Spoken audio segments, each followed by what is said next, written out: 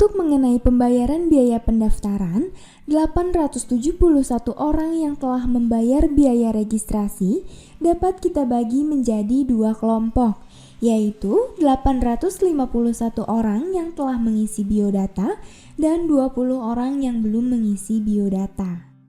Lalu 851 orang ini kita bagi lagi menjadi dua kelompok, yaitu jalur ujian dan jalur tidak ujian.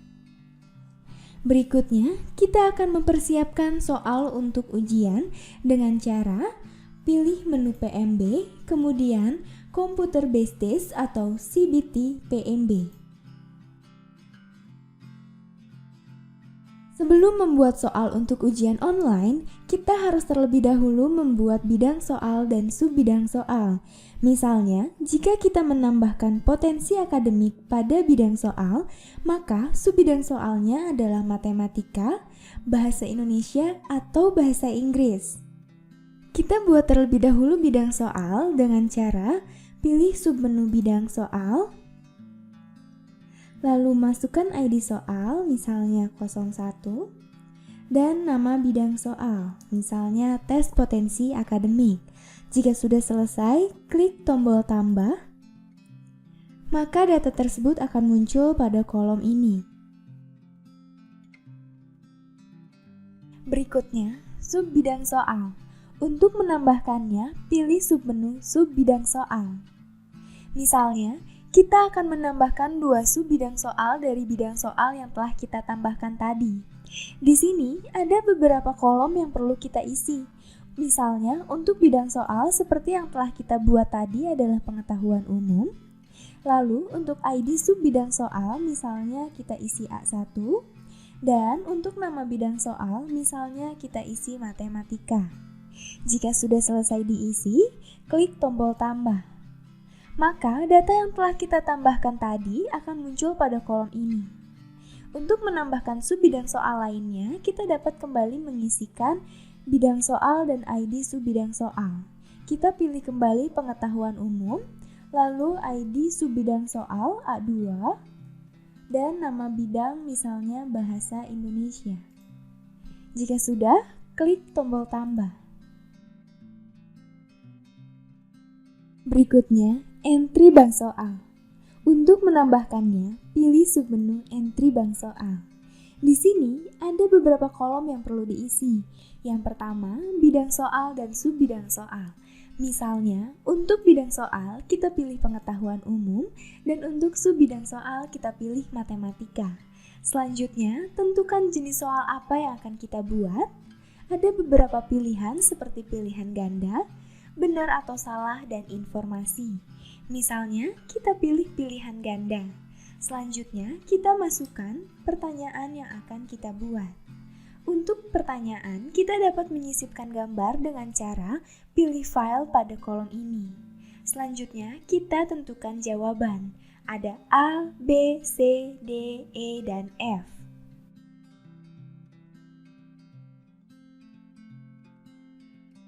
Jika sudah menentukan jawaban, kita kunci jawaban yang benar dengan cara klik di sini. Untuk jawaban, kita dapat menyisipkan gambar dengan cara pilih file di bawah ini. Selanjutnya, kita memberikan nilai jika benar, misalnya mendapat 10, dan jika salah, mendapat pengurangan nilai sebanyak 5. Jika sudah selesai, klik tombol tambah. Untuk menambahkan soal berikutnya, dapat mengulangi langkah-langkah yang telah tadi dilakukan. Selanjutnya, lihat bank soal.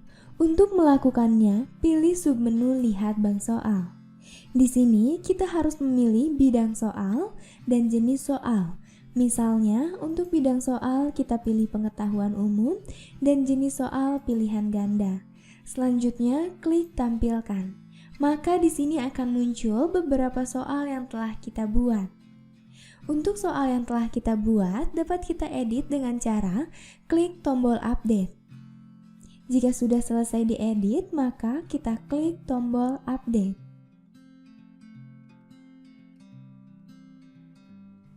Berikutnya, paket soal. Untuk menambahkannya, pilih submenu paket soal. Di sini, kita harus menambahkan data paket soal baru. Untuk ID paket soal, misalkan kita masukkan ujian 1. Dan untuk nama paket soal, kita masukkan PMB online. Dan untuk bidang soal, di sini ada beberapa pilihan yang akan kita masukkan ke dalam paket soal tersebut. Misalkan pengetahuan umum. Jika sudah selesai, klik tombol tambah. Maka data yang telah kita tambahkan tadi akan muncul pada kolom ini. Jika sudah berhasil menambahkan paket soal, maka selanjutnya menambahkan soal ujian dan menentukan peserta ujian. Untuk melakukan tambah soal, klik tombol edit soal ujian. Lalu akan muncul halaman seperti ini. Kita dapat menambahkan soal baru, kopi soal dari bank soal, kopi soal dari paket soal lain.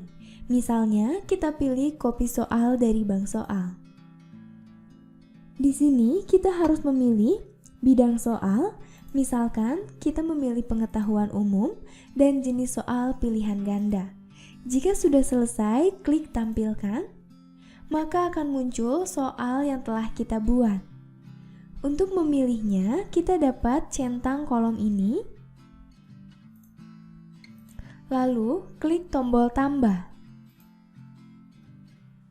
Jika sudah berhasil ditambahkan, maka data di sini akan diperbaharui sesuai dengan jumlah soal yang telah dipilih. Jika sudah selesai, kembali ke menu paket soal. Jika paket soal sudah memiliki soal ujian, maka paket soal tersebut tidak dapat dihapus, dan untuk menghapusnya dapat terlebih dahulu menghapus soal ujian yang ada di dalamnya. Berikutnya, menentukan peserta ujian. Dengan cara klik tombol edit pada peserta ujian, maka akan muncul halaman seperti ini. Di sini ada beberapa kolom yang perlu diisi, seperti tahun, gelombang, jenjang, prodi pilihan pertama, dan jalur masuk. Kita harus menentukan siapa saja yang akan mendapatkan paket tersebut. Jika sudah selesai, klik tombol simpan. Berikutnya, menentukan jadwal dan durasi ujian. Untuk melakukannya, pilih submenu jadwal dan durasi ujian. Di sini ada beberapa yang perlu diisi, seperti jenjang, tahun, gelombang, jalur masuk, tanggal dan jam mulai, lalu tanggal dan jam selesai, serta durasi. Jika sudah selesai, klik tombol simpan. Berikutnya, edit keterangan. Untuk melakukannya, pilih submenu keterangan. Keterangan ini adalah keterangan yang muncul ketika saat cetak form, sebelum ujian atau informasi ujian, dan sesudah ujian.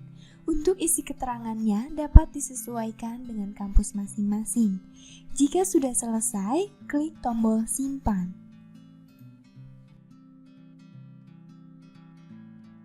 Setelah dibukanya ujian online, kita dapat memantau pengerjaan ujian online melalui dashboard. Pada bagian ini, kita dapat melihat jumlah calon mahasiswa yang melalui jalur ujian dan yang melalui jalur tidak ujian. Dari 402 orang yang telah menempuh jalur ujian, lalu dibagi menjadi 2, yaitu 397 orang yang telah melaksanakan ujian dan 5 orang yang belum melaksanakan ujian. Lalu, dari 397 orang ini, dibagi lagi menjadi 2, 388 orang yang lulus ujian dan 9 orang tidak lulus ujian. Di bawah ini ada data belum diproses. Begitu pula dengan jalur tidak ujian, dari 469 yang tidak melalui jalur ujian, dibagi lagi menjadi 2, yaitu lulus tanpa ujian dan tidak lulus. Serta di bawah ini ada belum diproses tanpa ujian. Untuk memproses yang belum diproses, caranya pilih nilai ujian, entry nilai ujian, lalu tampilkan. Maka di sini akan muncul data yang belum diproses. Kita kembali ke dashboard. Di sini ada 5 calon mahasiswa yang belum melakukan ujian. Kita lihat datanya. Sebagai sampel, calon mahasiswa bernama Rifa belum melakukan ujian. Kita ubah atau kita proses nilainya dengan cara pilih nilai ujian, lalu entry nilai ujian. Klik tampilkan. Maka di sini, mahasiswa bernama Rifa, nilai ujiannya masih 0. Misalkan, kita ubah menjadi 90, klik update, jika sudah selesai, klik simpan nilai ujian. Maka otomatis, nilai ujian mahasiswa bernama Rifa adalah 90. Kita lihat di dashboard. Jumlah mahasiswa yang belum melakukan ujian telah berkurang menjadi 4. Jika mahasiswa yang belum melakukan ujian, namun sudah diubah nilainya, maka mahasiswa tersebut tidak bisa mengikuti ujian.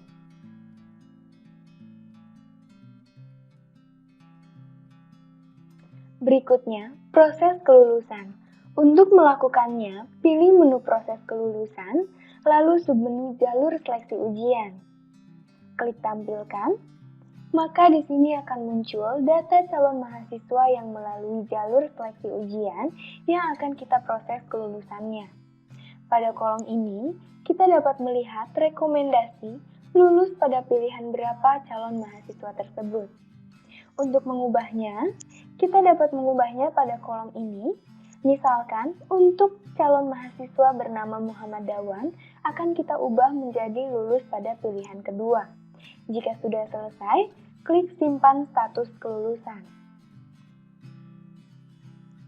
Jika sudah semuanya diproses, maka kita akan kirim pengumuman kelulusan ini kepada seluruh mahasiswa dengan cara kirim pengumuman kelulusan. Berikutnya, proses kelulusan dari jalur seleksi non-ujian. Caranya, pilih submenu jalur seleksi non-ujian, lalu klik tampilkan, maka di sini akan muncul data calon mahasiswa yang akan kita proses kelulusannya dari jalur seleksi non-ujian. Di sini kita dapat melihat informasi file ijazah dan file transkrip nilai. Misalkan diwajibkan mengupload file tersebut, namun calon mahasiswa tidak melakukannya. Maka kita dapat mengubah status kelulusannya di sini. Misalkan untuk Nurhaliza akan kita ubah menjadi tidak lulus. Jika sudah selesai, klik simpan status kelulusan. Jika sudah selesai seluruhnya kita proses, selanjutnya adalah kirim pengumuman kelulusan. Kita dapat memilihnya apakah akan dikirim ke semua, yang lulus saja atau yang tidak lulus.